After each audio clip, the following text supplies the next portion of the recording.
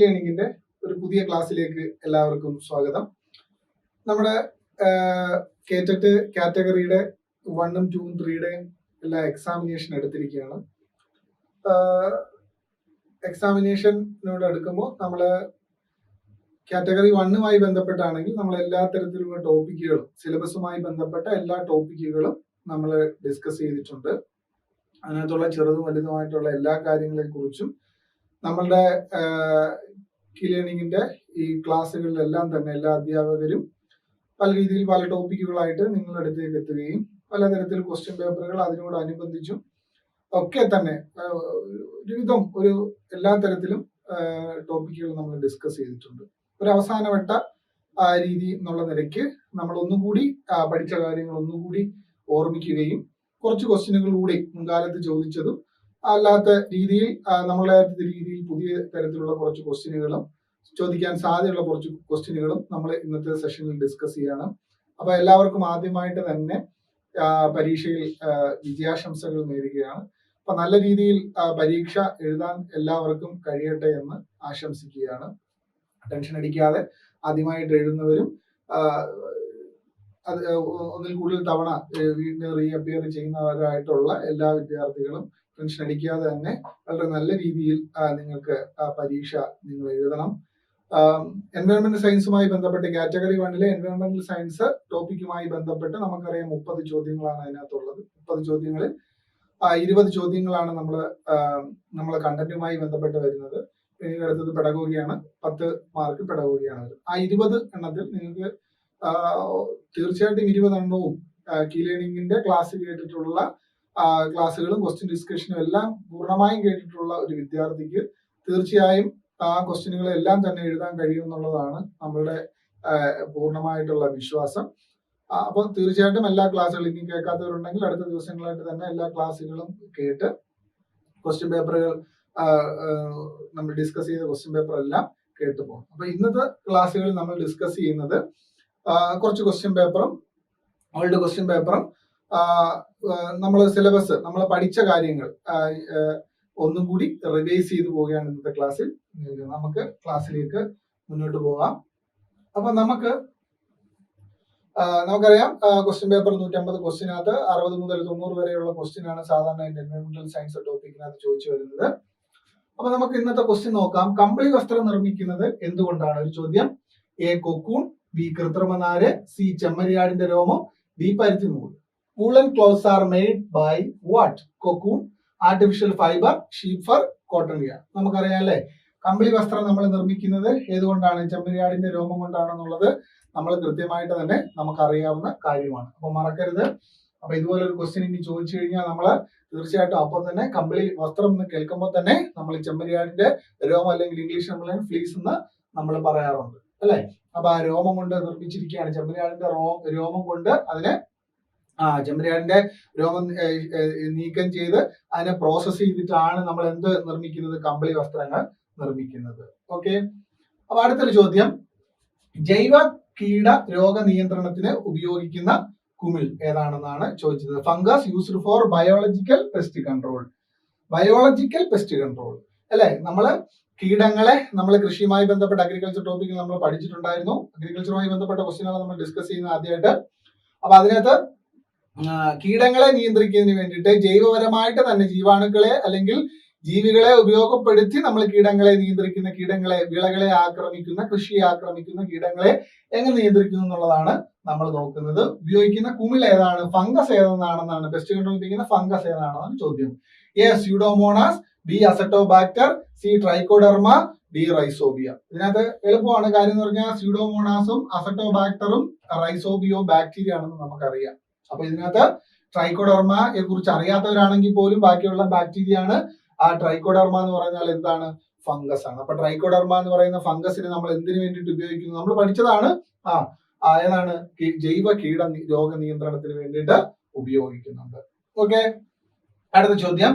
Rachel കാർസന്റെ silent spring എന്ന കൃതി കാരണം അമേരിക്കയിൽ നിരോധിക്കപ്പെട്ട കീടനാശിനി. അപ്പൊ നമ്മൾ പഠിച്ചപ്പോ നമ്മൾ ഇത് ഡിസ്കസ് ചെയ്തിട്ടുണ്ടാണ്. റേച്ചൽ കാർസൺ നമുക്കറിയാം അമേരിക്കയിൽ ജീവിച്ചിരുന്ന ഒരു പ്രകൃതി ശാസ്ത്രജ്ഞനായിരുന്നു. അപ്പോ അവര് എഴുതിയിട്ടുള്ള ബുക്കിന്റെ പേരാണ് ഏത്? നിശബ്ദ വസന്തം എന്ന് മലയാളത്തിൽ, അല്ലെങ്കിൽ സൈലന്റ് സ്പ്രിംഗ് എന്ന് ഇംഗ്ലീഷിൽ പറയുന്ന ബുക്ക് അല്ലെ. നമുക്ക് ഏത് കീടനാശിനിയെ കുറിച്ചാണ് പറയുന്നത്? DDT യെ കുറിച്ചാണ് അവര് പറഞ്ഞത്. DDT ഉപയോഗിക്കുന്നത് മൂലം കൃഷി സംബന്ധമായിട്ട് കീടങ്ങളെ നശിപ്പിക്കുന്നതിന് വേണ്ടിയിട്ട് DDT ഉപയോഗിച്ചിട്ടുണ്ടായിരുന്നു അല്ലെ. DDT എന്ത് ചെയ്തു? കൃഷിക്ക് ഉപയോഗപ്പെട്ടു, പക്ഷെ അതിനേക്കാൾ ഉപരിയായിട്ട് പരിസ്ഥിതിക്ക് ദോഷകരമായിട്ട് ബാധിച്ചു. പരിസ്ഥിതിയില് ഒരുപാട് ജീവജാലങ്ങൾ ചത്തുപോകുന്നതിനും അത് നമ്മളുടെ പക്ഷികളെ അടക്കം ഒരുപാട് ബാധിക്കുന്നതിനും, നമ്മളെ ആവാസ വ്യവസ്ഥയിലുള്ള ഒരുപാട് പക്ഷികളെ ഈ DDTയുടെ ഉപയോഗം കൊണ്ട് ഒരുപാട് പക്ഷികളെ ബാധിച്ചു എന്നുള്ളത് ഈ നിശബ്ദ വസന്തത്തിൽ വളരെ ഡീറ്റെയിൽസ് ആയിട്ട് അവര് പറയുന്നുണ്ട്. അവര് ഇറക്കിയ പുസ്തകം, റേച്ചൽ കാർസൺ എന്ന് പറയുന്ന അവർ ഇറക്കിയ പുസ്തകമാണ് സൈലന്റ് സ്പ്രിംഗ്.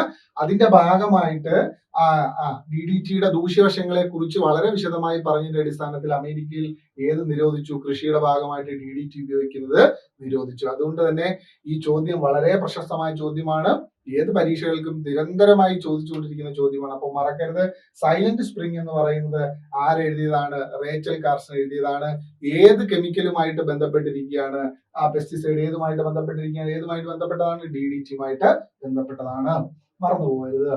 ഓക്കെ, അടുത്താണ് എന്താണ് പിസികൾച്ചർ. നമുക്ക് കുറച്ച് മുന്നോട്ട് കുറച്ച് അഗ്രികൾച്ചറിന്റെ ഒന്നുകൂടെ റിവൈൻഡ് ചെയ്യാം. നമുക്ക് ടോപ്പിക് ഒന്നുകൂടെ റിവൈൻഡ് ചെയ്യാം. എന്താണ് പിസികൾച്ചർ എന്ന് നമ്മൾ പറയുന്നത്? പിസി ഞാൻ പറഞ്ഞിട്ടുണ്ട്, പൈസസ് എന്നാണ് ആരെ പറയുന്നത്? ഫിഷസിനെ പറയുന്നത് എന്താണ്? ഫിഷസിനെ പറയുന്നത് പൈസസ് എന്ന് പറയുന്ന, നമ്മളെ ജീവികളെ അനിമൽ കിങ്ഡത്തിനകത്ത് വർഗീകരിക്കുമ്പോഴത്തേക്ക് ഒരു ക്ലാസ് ഉണ്ട്, ക്ലാസ് പൈസസ് എന്ന് നമ്മൾ പറയും. അതിനകത്ത് നമ്മൾ പഠിക്കുന്നത് ഏതിനെയാണ്? ഫിഷസിനെയാണ്. ഏത് ഫിഷസിനെ? രണ്ട് തരത്തിലുള്ള ക്ലാസ് പൈസസ്, രണ്ട് തരത്തിലുള്ള ഫിഷസ് ഉണ്ട്. കോൺട്രിക്റ്റിക്സും ഓസ്റ്റിക്റ്റസും എന്ന് പറഞ്ഞ് നമ്മൾ പഠിക്കും. ഓസ്റ്റിക്റ്റസ് എന്ന് പറഞ്ഞാൽ ബോണി ഫിഷസും, കോൺട്രിക്റ്റിക്സ് എന്ന് പറഞ്ഞാൽ കാർട്ടിലേജ് ഫിഷസും. അതായത് ശരീരത്തിൽ അസ്ഥി നിർമ്മിതമായിട്ടുള്ളതും തരുണാസ്ഥി നിർമ്മിതമായിട്ടുള്ളതുമായിട്ടുള്ള ഇന്റർണൽ സ്കെൽറ്റൽ, അങ്ങനെ അസ്ഥി നിർമ്മിതമായും തരുണാസ്ഥി നിർമ്മിതമായിട്ടുള്ള ജീവികളെ നമ്മൾ രണ്ടായിട്ട് തരംതിരിക്കാറുണ്ട്, കോൺട്രിക്റ്റസ് എന്നും ഓസ്റ്റിക്റ്റസ് എന്നും. അപ്പൊ ഫിഷിനകത്ത് തന്നെ തരുണാസ്ഥി മത്സ്യങ്ങളും അസ്ഥി മത്സ്യങ്ങളും ഉണ്ട്. അപ്പൊ ആ ക്ലാസിന്റെ പേരാണ് എന്ന് പറയുന്നത് ക്ലാസ് പൈസസ് എന്ന് പറയുന്നത്. അപ്പം ഫിഷ് അതിന്റെ വേറെ പേരാണ് ഫിഷ് എന്ന് പറയുന്നത്. അപ്പൊ പേരിൽ തന്നെ ഉണ്ട് പിസികൾച്ചർ. നമ്മൾ കേട്ട് കഴിഞ്ഞാൽ ഒറ്റയടിക്ക് നമുക്ക് പോവാം. ഏതിനകത്തേക്ക് പോവാം? മത്സ്യ കൃഷിയിലേക്ക് പോകാം. സംശയമില്ലല്ലോ. ബാക്കിയുള്ള നമ്മൾ പഠിക്കാം. ബാക്കി നമ്മൾ റിവൈൻഡ് ചെയ്യുമ്പോഴത്തേക്ക് നമുക്ക് ബാക്കി വരുന്ന കൾച്ചറുകളെ കുറിച്ച്, കൃഷി രീതികളെ കുറിച്ച് നമുക്ക് അവിടെ പഠിക്കാം. ഓക്കെ, ഇപ്പൊ ക്വസ്റ്റ്യൻ ഡിസ്കസ് ചെയ്യാൻ നമുക്ക് പോവാം. കേന്ദ്ര തോട്ടവിള ഗവേഷണ കേന്ദ്രം CPCRI സ്ഥിതി ചെയ്യുന്ന ജില്ല ഏതാണ്? തോട്ടവിള ഗവേഷണ കേന്ദ്രം അല്ലെ, central plantation crop research institute അല്ലെ. നമുക്കറിയാം തെങ്ങും കവുങ്ങും തുടങ്ങിയിട്ടുള്ള പ്ലാന്റേഷണൽ ക്രോപ്സുകളെ കുറിച്ച് പഠിക്കുന്ന, ഗവേഷണം നടത്തുന്ന സ്ഥലം എവിടെയാണ്? കാസർഗോഡാണ് എന്ന് നമുക്കറിയാം അല്ലെ. അപ്പം ഇതുമായി ബന്ധപ്പെട്ട ഒരു ചോദ്യം ഷുവറായിട്ടും ചോദിക്കും. റബ്ബർ റിസർച്ച് ഇൻസ്റ്റിറ്റ്യൂട്ട് അല്ലെങ്കിൽ CTCRI കിഴങ്ങ് വിള ഗവേഷണ കേന്ദ്രം, അങ്ങനെ കാർഷിക ഗവേഷണ കേന്ദ്രങ്ങൾ, കാർഷിക സർവകലാശാല, അങ്ങനെ കാർഷിക ഗവേഷണ കേന്ദ്രങ്ങളെ കുറിച്ച്, അത് സ്ഥിതി ചെയ്യുന്ന സ്ഥലത്തെ കുറിച്ച് ഒരു ചോദ്യം ഷുവറായിട്ട് നമുക്ക് പ്രതീക്ഷിക്കാം. നമ്മൾ ഡിസ്കസ് ചെയ്തിട്ടുള്ള ഒന്നുകൂടെ നമുക്ക് ഡിസ്കസ് ചെയ്യാം. അപ്പൊ അത് കൃത്യമായിട്ട് നിങ്ങൾ ഓർത്തിരുന്ന് ഒന്നുകൂടി റിവൈൻഡ് ചെയ്ത് നിങ്ങളത് പഠിക്കുക. ഈ ടോപ്പിക് എന്ന് പറയുന്നത് ഉറപ്പായിട്ടും പരീക്ഷകൾക്ക് ചോദിച്ചു വരുന്ന ഒരു ടോപ്പിക്കാണ്. അടുത്തെന്ന് പറയുന്നത് ജീവാണുവളങ്ങൾ, ബയോ ഫെർട്ടിലൈസർ വളം, ബയോ എന്ന് പറയുന്നത് ജീവാണുക്കൾ. അപ്പൊ എന്താണ് ജീവാണുവളം എന്ന് ഉദ്ദേശിക്കുന്നത്? ജീവജാലങ്ങളെ വളങ്ങളായിട്ട് ഉപയോഗിക്കുന്നതായിരിക്കുമല്ലോ. അപ്പൊ നോക്കാം, സസ്യാവശിഷ്ടങ്ങൾ അടങ്ങിയ വളം ആണോ?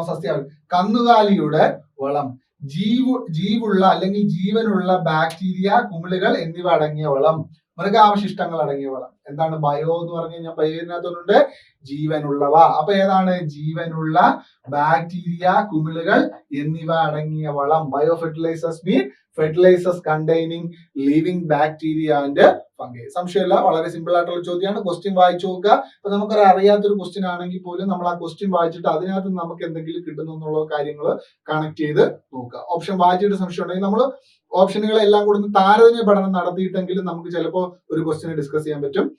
അപ്പം നമ്മൾ ഇതിന് നെഗറ്റീവ് മാർക്ക് വരാത്തത് കൊണ്ട് തന്നെ നമുക്ക് അതിനകത്ത് നമുക്ക് കൃത്യമായിട്ട് നമുക്ക് ആ ക്വസ്റ്റ്യൻ വായിച്ചിട്ട് നമുക്ക് അത് എഴുതാൻ പറ്റും. അപ്പോൾ നിങ്ങൾ അത് ശ്രദ്ധിച്ച് നിങ്ങൾ പോകണം എന്നുള്ളതാണ് പറയാനുള്ളത്. ഇപ്പൊ ഇവിടെ ബയോ ഫെർട്ടിലൈസർ എന്നുകൊണ്ട് ഉദ്ദേശിക്കുന്നത് എന്താണ്? Fertilisers containing living bacteria and fungi എന്ന് പറയുന്നത്. ഓക്കെ, കേരളത്തിലെ ഏത് വിളയാണ്? ഇനി കുറച്ച് ക്വസ്റ്റ്യനുകൾ നമുക്ക് ഓൾഡ് ക്വസ്റ്റ്യൻ പേപ്പർ അല്ലാതെ ഇനി ചോദിക്കാൻ സാധ്യതയുള്ള അല്ലെങ്കിൽ ജനറൽ ആയിട്ടുള്ള അഗ്രികൾച്ചർ ടോപ്പിക്കിനകത്ത് വരുന്ന കുറച്ച് ക്വസ്റ്റ്യൻ പേപ്പറുകൾ നമുക്ക് നോക്കാം. കേരളത്തിലെ ഏത് വിളയാണ് മലബാർ ഗോൾഡ് എന്ന് വിളിക്കുന്നത്? കുരുമുളക്, തേങ്ങ, റബ്ബർ, ഇഞ്ചി. കുരുമുളകിനെയാണ് നമ്മൾ മലബാർ ഗോൾഡ് എന്ന് വിളിക്കുന്നത്. കുറച്ച് ക്വസ്റ്റ്യനുകൾ നമ്മൾ കേട്ടങ്ങ് പോവുക, പഠിച്ച് പോവുക. നമുക്കറിയാവുന്ന ക്വസ്റ്റ്യനുകൾ തന്നെയാണ്.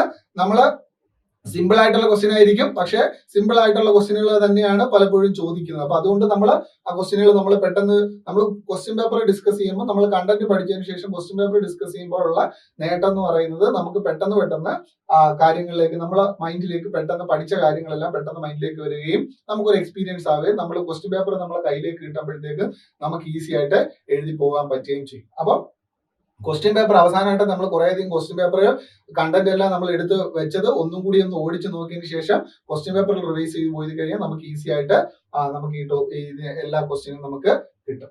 ഓക്കെ, എഴുതാൻ പറ്റും. ഹരിത വിപ്ലവം എന്തിനെയാണ് പ്രധാനമായി ഉദ്ദേശിക്കുന്നത്? ജലസംരക്ഷണമാണോ, കാർഷിക ഉൽപ്പന്ന വർധനവാണോ, പെസ്റ്റിസൈഡിന്റെ നിയന്ത്രണമാണോ, വനസംരക്ഷണമാണോ? ഏതാണ്? കാർഷിക ഉൽപ്പന്നങ്ങളുടെ വർധനവിനാണ് ഹരിത വിപ്ലവം. പേര് കേൾക്കുമ്പോൾ ഡോക്ടർ എം.എസ്. സ്വാമിനാഥനെ ഓർക്കണം. ഹരിത വിപ്ലവത്തിന്റെ പിതാവ് എന്നറിയപ്പെടുന്ന എം.എസ്. സ്വാമിനാഥനാണ്. അദ്ദേഹം കൊണ്ടുവന്ന ഗോതമ്പ്, നെല്ല് വെറൈറ്റികള് നമ്മുടെ ദാരിദ്ര്യം ഉണ്ടായിരുന്ന ഇന്ത്യൻ രാജ്യത്തിനകത്ത് ഒരുപാട് കാർഷിക അഭിവൃദ്ധി ഉണ്ടായി. കാർഷിക മേഖലയിൽ ഒരുപാട് പുരോഗമനം ഉണ്ടായി. അതുകൊണ്ടാണ് അതിനെ കാർഷിക ഉൽപ്പന്നങ്ങളുടെ വർധനവിനെയാണ് നമ്മൾ എന്തുകൊണ്ട് ഉദ്ദേശിക്കുന്നത്? ഹരിത വിപ്ലവം കൊണ്ട് ഉദ്ദേശിക്കുന്നത്. ഓർത്തിരിക്കുക. അടുത്തത് ജൈവ കൃഷിയുടെ പ്രാഥമിക ലക്ഷ്യം എന്ത്? ജൈവ കൃഷി ചെയ്യുന്നതുകൊണ്ടുള്ള പ്രധാനപ്പെട്ട ലക്ഷ്യം എന്താണെന്നുള്ളതാണ്. വിള ഉയർത്തലാണോ? അതിനാണോ നമ്മൾ ജൈവ കൃഷി നമ്മൾ പ്രോത്സാഹിപ്പിക്കുന്നത്? രാസവളങ്ങൾ വർദ്ധിപ്പിക്കാൻ വേണ്ടിയിട്ടാണോ? പരിസ്ഥിതി സംരക്ഷിക്കാനാണോ? രോഗനിർമ്മാർജ്ജനം ചെയ്യാൻ വേണ്ടിയിട്ടാണോ? നമുക്കറിയാം, നമ്മൾ പരിസ്ഥിതിയെ പ്രൊട്ടക്ട് ചെയ്യുക എന്നുള്ള ഉദ്ദേശത്തോടു കൂടിയാണ് നമ്മൾ ജൈവ കൃഷി പ്രോത്സാഹിപ്പിക്കുന്നത്. അപ്പൊ പരിസ്ഥിതി സംരക്ഷണമാണ് ജൈവ കൃഷിയുടെ പ്രധാനമായിട്ടുള്ള ലക്ഷ്യം. നമുക്ക് വിളവ് കാര്യങ്ങളെല്ലാം വേണം. വിളവ് മാത്രമായിരുന്നു നമുക്ക് ഉദ്ദേശമെങ്കിൽ നമുക്ക് വേറെ ഉപയോഗിക്കാമായിരുന്നു. പക്ഷെ വിളവ് വർദ്ധിപ്പിക്കുന്നതിലൂടെ തന്നെ നമ്മളുടെ പരിസ്ഥിതിയെ നമ്മൾ എന്ത് ചെയ്യരുത്? ദൂഷ്യമാക്കി അല്ലെങ്കിൽ മലിനമാക്കി മാറ്റരുത്. അതുകൊണ്ട് നമ്മൾ പരിസ്ഥിതിയെ സംരക്ഷിക്കുക എന്നുള്ള ഉദ്ദേശത്തോടു കൂടിയാണ് ഏത് കൃഷി പ്രോത്സാഹിപ്പിക്കുന്നത്? ജൈവ കൃഷി പ്രോത്സാഹിപ്പിക്കുന്നത്. വിളകൾക്കിടയിൽ രാസവസ്തുക്കളുടെ ഉപയോഗം കുറയ്ക്കാൻ ഏത് കാർഷിക രീതി ഉപയോഗിക്കുന്നു? രാസവസ്തുക്കളുടെ ഉപയോഗം കുറയ്ക്കാൻ ഏത് കാർഷിക രീതി ഉപയോഗിക്കുന്നു? ഏതാണ്? ജൈവ കൃഷിയാണോ, ഹൈബ്രിഡ് കൃഷിയാണോ, സിംഗിൾ ക്രോപ്പ് കൃഷിയാണോ, കൃഷി മെക്കാനൈസേഷൻ ആണോ? നമ്മൾ പറഞ്ഞു തൊട്ട് മുമ്പ് പറഞ്ഞ ചോദ്യത്തിന് വേറെ തരത്തിലുള്ളതാണ് എന്നല്ലേ. ജൈവ കൃഷി ചെയ്യുന്നത് എന്തിനു വേണ്ടിയിട്ടാണ്? നമ്മൾ ഈ പറയുന്ന കളനാശിനികൾ, കീടനാശിനികളുടെ രാസവസ്തുക്കൾ ആയിട്ട് ഉപയോഗിക്കുന്ന രാസവസ്തുക്കളുടെ ഉപയോഗം നമ്മളുടെ ഫീൽഡിൽ അല്ലെങ്കിൽ നമ്മളുടെ കാർഷിക ഇടങ്ങളിൽ കുറയ്ക്കുക എന്നുള്ള ഉദ്ദേശത്തോടു കൂടിയാണ് നമ്മൾ എന്ത് ചെയ്യുന്നത്? നമ്മൾ ജൈവ കൃഷി ചെയ്യുന്നത്. അപ്പൊ ജൈവ കൃഷി എന്തിനാണ്? വിളകൾക്കിടയിൽ രാസവസ്തുക്കളുടെ ഉപയോഗം കുറയ്ക്കാൻ നമ്മൾ ഏത് കൃഷി രീതിയാണ് ഉപയോഗിക്കുന്നത്? ജൈവ കൃഷിയാണ് ഉപയോഗിക്കുന്നത്. ഓക്കെ, ഞവര എന്ന് കേൾക്കുമ്പോൾ നമുക്ക് എന്താണ് ഓർമ്മ വരുന്നത്? ഒരു ഇനം നെല്ലിനം വെറൈറ്റി ആണ്. തെങ്ങിന്റെ ഒരു തരം, നെല്ലിന്റെ ഔഷധ ഗുണമുള്ള ഒരു ഇനം, പയറിന്റെ ഒരു ഇനം, പച്ചക്കറിയുടെ ഇനം. സംശയമില്ല, നമുക്ക് എല്ലാവർക്കും അറിയാവുന്നതാണ്, സിമ്പിൾ ആണ്. പക്ഷെ ചോദിച്ചു കഴിഞ്ഞാൽ നമുക്കൊരു കൺഫ്യൂഷൻ ഉണ്ടാവരുത്, തെറ്റിപ്പോകരുത്. നെല്ലിന്റെ ഔഷധ ഗുണം ഒരു ഇനമാണ് ഞവര എന്ന് പറയുന്നത്. ഇനി കേരളത്തിൽ പരമ്പരാഗതമായി കണ്ടുവരുന്ന നെല്ലിന്റെ വാണിജ്യ തരം ഏതാണ്? അല്ലെ, പരമ്പരാഗതമായിട്ട് ഉപയോഗിച്ചു വരുന്ന, നമ്മൾ വാണിജ്യാടിസ്ഥാനത്തിൽ ഉപയോഗിക്കുന്നത് ഏതാണ്? ജെ ആണോ, IR8 ആണോ, കായംകുളം ആണോ, പൊക്കാളി ആണോ? അല്ലെ, IR8 ജെ ഒക്കെ ഉപയോഗിക്കുന്നുണ്ട്. പക്ഷെ പരമ്പരാഗതമായിട്ട് നമ്മൾ ഉപയോഗിക്കുന്നത് ഏതാണ്? പൊക്കാളി. അപ്പൊ ക്വസ്റ്റ്യൻ പേപ്പർ മനസ്സിലാക്കിയത് എഴുതുക. പൊക്കാളി കൃഷി നമ്മൾ കേട്ടിട്ടുണ്ടല്ലേ? ആ പൊക്കാളി എന്ന് പറയുന്ന നെല്ലിനമാണ് പരമ്പരാഗതമായി നമ്മൾ ഉപയോഗിക്കുന്നത് എന്ന് ഓർക്കുക. പരമ്പരാഗതമായി ഉപയോഗിക്കുകയും വാണിജ്യാടിസ്ഥാനത്തിൽ ഉപയോഗിക്കുകയും ചെയ്യുന്നത്. ആ ക്വസ്റ്റ്യൻ നല്ലൊരു ക്വസ്റ്റ്യൻ ആണ്, തെറ്റിപ്പോകാൻ സാധ്യതയുള്ള ഒരു ക്വസ്റ്റ്യൻ ആണ്. പക്ഷെ ക്വസ്റ്റ്യൻ ഉത്തരം വളരെ സിമ്പിൾ ആയിട്ടുള്ളതാണ്. ഓക്കെ, പൊന്നി എന്നത് അർത്ഥമാക്കുന്നത് എന്ത്? പൊന്നി എന്ന് പറയുന്നത് എന്താണ്? ഒരു പച്ചക്കറി ഇനമാണോ, നെല്ലിന്റെ ഹൈബ്രിഡ് ഇനമാണോ, തെങ്ങിന്റെ പുതിയ ഇനമാണോ, മീൻ കൃഷിയുടെ ഒരു രീതിയാണ്? ഏതാണ്? നമുക്കറിയാം, പൊന്നി നെല്ല് നമ്മൾ കേട്ടിട്ടുണ്ടല്ലേ? നെല്ലിന്റെ ഒരു ഹൈബ്രിഡ് ഇനം. ഓർത്തിരിക്കുക. അടുത്ത, മൺസൂൺ കൃഷി ഏത് കാലഘട്ടത്തിലാണ് കൂടുതലായി നടത്തുന്നത്? മൺസൂൺ കൃഷി എന്ന് പറയുമ്പോൾ മൺസൂൺ കാലഘട്ടം നമുക്കറിയാം അല്ലെ? ജൂൺ മുതൽ സെപ്റ്റംബർ വരെയുള്ള കാലഘട്ടമാണ് മൺസൂൺ കാലഘട്ടം എന്നറിയപ്പെടുന്നത്. അപ്പൊ മൺസൂൺ കൃഷി എന്ന് പറയുന്ന ഒരു ചോദ്യം ചോദിച്ചു കഴിഞ്ഞാൽ മൺസൂൺ കാലഘട്ടത്തിൽ ചെയ്യുന്ന കൃഷിയാണ് ഏത് എന്ന് പറയുന്നത്? മൺസൂൺ കൃഷി എന്ന് ഉദ്ദേശിക്കുന്നത്. അപ്പൊ ജൂൺ മുതൽ സെപ്റ്റംബർ വരെയുള്ള കാലഘട്ടമാണ്, മറന്നു പോകരുത്. Okay, mycorrhiza. മൈക്കോറൈസ എന്ന് പറയുന്നത് ചെടികളുടെ വേരും അല്ല ഫംഗസും തമ്മിലുള്ള ഒരു അസോസിയേഷനെ നമ്മൾ വിളിക്കുന്ന പേരാണ്, അത് തമ്മിലുള്ള ബന്ധത്തെ വിളിക്കുന്ന പേരാണ് ഏതാണ്? മ്യൂച്വലിസം ആണ്. രണ്ടും തമ്മിലുള്ള അതിനെയാണ് മൈക്കോറൈസ എന്ന് വിളിക്കുന്നത്. ഈ മൈക്കോറൈസ എന്തിനാണ് സഹായിക്കുന്നത്? വേരുകളിൽ കാണപ്പെടുന്ന ഫംഗസ് അതുമായിട്ട് ബന്ധപ്പെട്ട അതിന്റെ മ്യൂച്വൽ അസോസിയേഷൻ ആണ് മൈക്കോറൈസ എന്ന് നമ്മൾ ഉദ്ദേശിക്കുന്നത്. അത് എന്തിനാണ് സഹായിക്കുന്നത്? മണ്ണിന്റെ നൈട്രജൻ ഫലപ്രദമാക്കാൻ. മണ്ണില് നൈട്രജൻ, നമുക്കറിയാം നൈട്രജൻ സസ്യങ്ങൾക്ക് ആവശ്യമായിട്ടുള്ള ഒരു മൂലകമാണ്. ആ നൈട്രജനെ ഉപയോഗപ്പെടുത്തുക എന്നുള്ള ഉദ്ദേശത്തോടു കൂടി അന്തരീക്ഷത്തിലുള്ള നൈട്രജൻ, ഏറ്റവും കൂടുതൽ നൈട്രജനെ മണ്ണിൽ ഉപയോഗപ്പെടുത്തുക എന്നുള്ള ഇതിനു വേണ്ടിയിട്ട് സസ്യങ്ങളുടെ വേരുകളിൽ കാണപ്പെടുന്ന ഒരു അസോസിയേഷൻ ആണ് എന്ന് പറയുന്നത് മൈക്കോറൈസ എന്ന് പറയുന്നത്. അപ്പൊ മറക്കരുത്, മണ്ണിൽ നൈട്രജൻ ഫലപ്രദമാക്കാൻ, വെള്ളം സൂക്ഷിക്കാൻ, കീടനാശിനിയായി പ്രവർത്തിക്കാൻ, വിളകളുടെ പൂക്കാലം നീട്ടാൻ. നല്ലൊരു ചോദ്യമാണ്. ഏതിനു വേണ്ടിയിട്ടാണ്? മണ്ണിന്റെ നൈട്രജൻ ഫലപ്രദമാക്കാൻ. ക്വസ്റ്റ്യനുകൾ നമ്മൾ കാണുമ്പോൾ സിമ്പിൾ ആയിട്ട് തോന്നും, നമുക്ക് തെറ്റിപ്പോവാനും സാധ്യത ഉള്ളതാണ്. അതുകൊണ്ട് തെറ്റിപ്പോവാതെ വളരെ നല്ല രീതിയിൽ അത് പെട്ടെന്ന് തന്നെ നമുക്ക് എഴുതാൻ പറ്റുന്ന രീതിയിൽ എഴുതുക. ഇതാണ് ക്വസ്റ്റ്യനുകൾ. ഇനി നമുക്ക് നേരത്തെ പഠിച്ച നമ്മൾ അഗ്രികൾച്ചർ ടോപ്പിക്കിലെ കുറെ കാര്യങ്ങൾ നമുക്കൊന്ന് റിവൈസ് ചെയ്ത് പോകാം. പഠിച്ചവർ കാണും, അവരൊന്ന് ഓർത്ത് പോവുക. പഠിക്കാത്തവരുണ്ടെങ്കിൽ ഇതും കൂടി ഒന്ന് ഓർത്ത് പോയിക്കൊണ്ടിരിക്കുക. ഓക്കെ, അപ്പം നമുക്ക് നീളം കൂടിയ ഇനം തെങ്ങ് നമുക്കറിയാം ടോള്, നീളം കുറഞ്ഞ ഇനം ഡോർഫ്. രണ്ട് തെങ്ങിന്റെയും ഗുണവിശേഷങ്ങളെ നമ്മൾ കമ്പൈൻ ചെയ്തിട്ടാണ് നമ്മൾ എന്തോ ഉണ്ടാക്കുന്നത്? ടി ഇൻറ്റു ഡി എന്ന് പറയുന്നത്. തെങ്ങിനെ നമ്മൾ കേട്ടിട്ടുണ്ട്, ടി ഇൻറ്റു ഡി എന്ന് കേട്ടാൽ തന്നെ ടോളും ഡാർഫും തെങ്ങിന്റെ ഇനം ഹൈബ്രിഡ് ആണെന്ന് നമ്മൾ ഓർക്കുക. നീളം കൂടിയ തെങ്ങിനങ്ങൾ ഏതൊക്കെയാണ്? West coast tall, east coast tall, Lakshadweep ordinary. അതായത് നീളം കൂടിയ ഇനം തെങ്ങിനങ്ങളാണ്. നീളം കുറഞ്ഞ തെങ്ങിനങ്ങൾ ഏതാണ്? ഡോർഫ് നമ്മൾ പറയും ചാവക്കാട് ഓറഞ്ച്, ചാവക്കാട് ഗ്രീൻ, ഗംഗാബോണ്ട് എന്ന് പറയുന്നത്. ഇതിന് രണ്ടിനെയും കൂടെ ചേർത്ത സങ്കര ഇന ഹൈബ്രിഡ് തെങ്ങിനങ്ങൾ. പേര് മറക്കരുത്, ഏതൊക്കെയാണ്? ചന്ദ്രലക്ഷ, ലക്ഷദ്വീപ് ഓർഡിനറിയ ചാവക്കാട് ഓറഞ്ചിനെയും കൂടെ ചേർത്തിട്ടാണ് ചന്ദ്രലക്ഷ. മറക്കരുത്, ലക്ഷദ്വീപ് ഓർഡിനറി, ചാവക്കാട് ഓറഞ്ച് ആണ് ഈ ചോദിക്കാൻ പരീക്ഷയ്ക്ക്. ചന്ദ്രലക്ഷ ഏതിന്റെയൊക്കെ വെറൈറ്റി ആണെന്ന് ചോദിക്കാം. മറക്കരുത്, Chandrashankara, Chavakkad orange, west coast tall. അടുത്തത് ലക്ഷഗംഗ. പേര് അത് പഠിക്കാൻ കുറച്ച് എളുപ്പമുണ്ട്. ലക്ഷദ്വീപ് ഓർഡിനറിയും ഗംഗാ ബോണ്ടും കൂടെ ചേർന്നാണ് ടി ഇൻറ്റു ഡി എന്ന് നമ്മൾ പറയും. അപ്പൊ T into D, Lakshadweep ordinary Chavakkad orange, Lakshadweep ordinary Ganga Bondam, T into D. അപ്പം ലക്ഷഗംഗ, ചന്ദ്രലക്ഷ, ചന്ദ്രശങ്കര. മറക്കരുത്, തെങ്ങിന്റെ വെറൈറ്റികളാണ്. ഒന്നും കൂടി പറയാം, ചന്ദ്രലക്ഷ, ചന്ദ്രശങ്കര, ലക്ഷഗംഗ. മറക്കരുത്. ഓക്കെ, ഇനി മികച്ച ഇനം വിത്തിനങ്ങളാണ്. പലതരത്തിലുള്ള വിത്തിനങ്ങളുണ്ട്. നമുക്കറിയാം നെല്ലുമായി ബന്ധപ്പെട്ട് ഇപ്പൊ നമ്മള് നെല്ലുണ്ട്, പവിത്ര, ഹ്രസ്വ, അന്നപൂർണ. പരീക്ഷയ്ക്ക് ഉറപ്പായിട്ട് ഇതുപോലൊരു ചോദ്യങ്ങൾ ചോദിച്ച് കണ്ടിട്ടുണ്ട്. ഏതെങ്കിലും ഒരു വിത്തിനത്തിന്റെ ഉജ്ജ്വല, ഏതിനം വിത്ത്, ഏത് താഴെ പറയുന്നവയിൽ ഏതിന്റെ വിത്തിനങ്ങളാണ്, ഏതിന്റെ വിത്തിനത്തിന് ഉദാഹരണമാണ്? സൂര്യ അല്ലെങ്കിൽ ഹരിത അല്ലെങ്കിൽ അക്ഷയ, താഴെ പറയുന്നവയിൽ ഏതിന്റെ? അപ്പൊ നമ്മൾ ഇതെല്ലാം എന്ത് ചെയ്തിരിക്കുക? പഠിച്ചു വെച്ചിരിക്കുക. നെല്ല് ഏതൊക്കെയാണ്? പവിത്ര, ഹ്രസ്വ, അന്നപൂർണ. പയർ ഏതാണ്? ലോല, മാലിക, ഭാഗ്യലക്ഷ്മി, ജ്യോതിക. പച്ചമുളക് ഉജ്ജ്വല, ജ്വാലാമുഖി, അനുഗ്രഹ. ഓക്കെ, അപ്പം 3 പേരുകൾ ഏതൊക്കെയാണ്? അനുഗ്രഹ, ജ്വാലാമുഖി, ഉജ്ജ്വല. ഏതൊരു ഉദാഹരണമാണ്? പച്ചമുളകിന്റെ. തക്കാളിക്ക് ഏതൊക്കെയാണ്? മുക്തി, അനഘ, അക്ഷയ. അടുത്ത വഴുതന ഏതാണ്? സൂര്യ, ശ്വേത, ഹരിത, നീലിമ. വെണ്ട കിരൺ, അർക്ക, അനാമിക, സൽകീർത്തി. ഓക്കെ, ഇത് ചോദിച്ചിട്ടുണ്ട്. സൽകീർത്തി ഏതിന്റെയാണ്? വെണ്ടയുടെയാണ് സൽകീർത്തി. ഒരു പരീക്ഷയ്ക്ക് ചോദിച്ചിട്ടുള്ളതാണ് സൽകീർത്തി ഏതിനം? ഏതിന്റെ വിത്തിനമാണ്? താഴെ പറയുന്നത് ഏതിന്റെ വിത്തിനമാണ്? വെണ്ട. പ്രിയങ്ക, പ്രീതി, പ്രിയ. ഓക്കെ, അത് പഠിച്ചു വെക്കാൻ ഒരു പ്രാസം പോലെ നമുക്ക് പഠിച്ചു വെക്കാം. പാവലിന്റെ പാവൽ, പ്രിയങ്ക, പ്രീതി, പ്രിയ. ഓക്കെ, ഓർത്തു വെക്കുക. തെങ്ങിനങ്ങൾ നമ്മൾ പറഞ്ഞു, ചന്ദ്രലക്ഷ, ചന്ദ്രശങ്കര, ലക്ഷഗംഗ. അപ്പൊ ഇതൊന്ന് ഓർത്തിരിക്കണേ, മറന്നുപോകരുതേ. മികച്ച വിത്തിനങ്ങൾ ഓടിച്ചങ്ങ് നോക്കിയേക്കണേ. ഉജ്ജ്വല ഏതിന്റെയാണ്? ചന്ദ്രമുഖി ഏതിന്റെയാണ്? ജ്വാലാമുഖി ഏതിന്റെയാണ്? ശ്വേത ഏതിന്റെയാണ്? അപ്പൊ നമ്മളിത് ഇത്രയും ഓർത്തു വെക്കുക. കാര്യം ഇത്രയും നമുക്ക് SCRT ബുക്കിനകത്തുള്ള കാര്യങ്ങളാണ്. അപ്പൊ അതുകൊണ്ട് പ്രധാനമായിട്ടും ചോദിക്കുന്നത്, നമുക്കിപ്പം പുറത്തുനിന്ന് ഏത് ചോദിക്കും നമുക്ക് പെട്ടെന്ന് പറയാൻ പറ്റത്തില്ല. പക്ഷെ നമുക്ക് അകത്തുള്ളത്, നമ്മൾ SCRT പുസ്തകത്തിനകത്ത്, ടെക്സ്റ്റിനകത്ത്, ബുക്കിനകത്ത് ഉള്ളത് നമ്മൾ പൂർണ്ണമായിട്ടും പഠിച്ചു വെച്ച് കഴിഞ്ഞാൽ ഓപ്ഷനകത്ത് തന്നെ നമുക്കുള്ളത് ചോദിച്ചു കഴിഞ്ഞാൽ, നമുക്ക് ഇല്ലാത്ത ചോദിച്ചാൽ നമുക്ക് അതിനകത്ത് നമുക്ക് താരതമ്യം ചെയ്ത് നമുക്ക് എഴുതാൻ പറ്റും. ക്വസ്റ്റ്യൻ പേപ്പർ ക്വസ്റ്റ്യൻ എഴുതാൻ പറ്റും. അപ്പൊ അതുകൊണ്ട് നമ്മൾ ഉള്ളത്, നമ്മളെ സിലബസിനകത്ത് ഉള്ളത് കൃത്യമായിട്ട് എന്ത് ചെയ്ത് വെക്കുക? പഠിച്ച് വെക്കുക. ഓക്കെ, ഇനി ചോദിച്ചു വരുന്നതാണ്, ഞാൻ നേരത്തെ പറഞ്ഞു നമ്മളൊരു മോഡൽ ക്വസ്റ്റ്യൻ കണ്ടതാണ്. കേരളത്തിലെ പ്രധാന കാർഷിക ഗവേഷണ കേന്ദ്രങ്ങൾ. മറക്കരുത്, കാർഷിക സർവകലാശാല എവിടെയാണ്? മണ്ണുത്തി തൃശ്ശൂരാണ് കാർഷിക സർവകലാശാല വരുന്നത്. കേരളത്തിലെ ഏറ്റവും പ്രധാനപ്പെട്ട കാർഷിക ഗവേഷണ കേന്ദ്രമാണ് കാർഷിക സർവകലാശാല. അവിടെ വിവിധ ഇനം വിളകൾ, മൃഗങ്ങൾ, പക്ഷികൾ എന്നിവയെ കുറിച്ചുള്ള പഠനങ്ങളാണ് നടത്തുന്നത്. വിജ്ഞാന വ്യാപന പരിപാടികളും ഇവിടെ നടത്തുന്നു മണ്ണുത്തിയിലെ കാർഷിക സർവകലാശാലയിൽ. കേന്ദ്ര കിഴങ്ങുവിള, നമ്മൾ ഇംഗ്ലീഷിലായിരിക്കും ചോദിക്കുന്നത്. കേന്ദ്ര കിഴങ്ങുവിള ഗവേഷണ കേന്ദ്രം എന്ന് അല്ലെങ്കിൽ ചോദിക്കില്ല, സെൻട്രൽ ട്യൂബർ ക്രോപ്സ് അല്ലെങ്കിൽ CTCR എന്ന് മാത്രമായിരിക്കും ചോദിക്കുന്നത്. CTCR. അപ്പൊ നമുക്ക് ഓർമ്മ വേണം, CTCR എന്ന് പറഞ്ഞാൽ central tuber crops research institute. എവിടെയാണ് കിഴങ്ങുവിള ഗവേഷണ കേന്ദ്രം? ശ്രീകാര്യം അല്ലെങ്കിൽ തിരുവനന്തപുരം. എന്ന് തന്നിരുന്നാലും ശ്രീകാര്യം, തിരുവനന്തപുരം തന്നിരുന്നാൽ ശ്രീകാര്യം, തിരുവനന്തപുരം തന്നിരുന്നാൽ ഓർത്തിരിക്കണം. അവിടെ എന്തിനെ പറ്റിയുള്ള കിഴങ്ങ് വർഗ്ഗങ്ങളെ പറ്റിയുള്ള പഠനവും അവയുടെ ഉൽപാദനവുമാണ് ഇവിടെ നടക്കുന്നത്, CTCRയിൽ നടക്കുന്നത്. അടുത്ത റബ്ബർ റിസർച്ച് ഇൻസ്റ്റിറ്റ്യൂട്ട്, RRII എന്നായിരിക്കും ചോദിക്കുന്നത്. റബ്ബർ റിസർച്ച് ഇൻസ്റ്റിറ്റ്യൂട്ട് എന്ന് ചോദിക്കും. എവിടെയാണത്?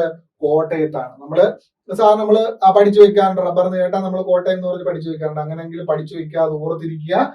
അപ്പം അത്യുൽപാദന ശേഷിയുള്ളതും വിവിധ ഭൂവിഭാഗങ്ങൾക്ക് അനുയോജ്യതുമായ റബ്ബർ ഇനങ്ങൾ വികസിപ്പിക്കുക എന്നുള്ളതാണ് എവിടെ പരീക്ഷയ്ക്ക് ചോദിച്ചതാണ്. വേറൊരു ഒരു മുമ്പുള്ള കാറ്റഗറി 1ൽ ചോദിച്ചൊരു ക്വസ്റ്റ്യനാണ് റബ്ബർ റിസർച്ച് ഇൻസ്റ്റിറ്റ്യൂട്ട് എന്ന് പറയുന്നത്. ഓക്കെ, അടുത്തത് ഞാൻ നേരത്തെ മുമ്പ് ഡിസ്കസ് ചെയ്ത ക്വസ്റ്റ്യൻ ആണ് കേന്ദ്ര തോട്ടവിള ഗവേഷണ കേന്ദ്ര, central plantation crops research institute, CPCRI. ഇത് CTCRI. തിരിഞ്ഞു പോകരുത്. തിരിഞ്ഞു പോകാൻ സാധ്യതയുള്ളത് കൊണ്ട് ഈ ചോദ്യങ്ങൾ ചോദിക്കും. അപ്പം ഏതൊക്കെയാണ്? തെങ്ങ്, കവുങ്ങ്, കൊക്കോ തുടങ്ങിയ വിളകളെ കുറിച്ചുള്ള ഗവേഷണമാണ് ഇവിടെ നടക്കുന്നത്. പിന്നെ കുറെ കേരള കാർഷിക സർവകലാശാലയുടെ പ്രാദേശിക കേന്ദ്രങ്ങളുണ്ട്. പ്രധാനമായിട്ടും ഇത്രയും ഈ ഒരു 5 കാര്യങ്ങള് ഓർത്തിരിക്കുക. ഇതിന്റെ എവിടെയാണ് അതിന്റെ സ്ഥലങ്ങൾ എന്നുള്ളതും ഓർത്തിരിക്കുക. ഓക്കെ, ഇനി റൈസ് റിസർച്ച് ഇൻസ്റ്റിറ്റ്യൂട്ട് മങ്കൊമ്പ് എന്ന് പറയുന്ന സ്ഥലത്താണ് റൈസ് റിസർച്ച് ഇൻസ്റ്റിറ്റ്യൂട്ട് വരുന്നത്. അതും കൂടി ഇതുമായിട്ട് ബന്ധപ്പെട്ട് ഓർത്തിരിക്കുക. ഓക്കെ.